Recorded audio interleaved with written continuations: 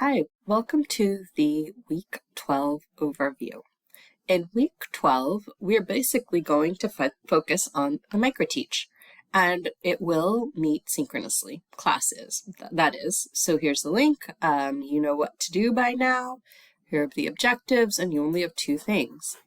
First of all, in the synchronous meeting materials folder, what you'll find is some Danielson sheets, and these we'll talk about in class, and we'll use these to structure the observation. So let's go back to the main folder here. And so if you are one of the micro teachers for this week, be sure you're ready to submit your lesson plan that is due by 6 p.m.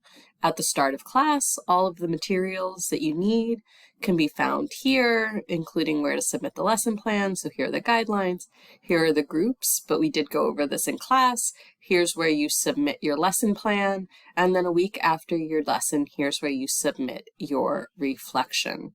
So let's again go back to the main folder. The only other thing to do for week 12 is to read Chapter 8 of the Together Teacher and try some of these proposed strategies. And we'll discuss those in class. There's nothing necessary to turn in beforehand. All right, well, we really can't wait for your micro teach lessons.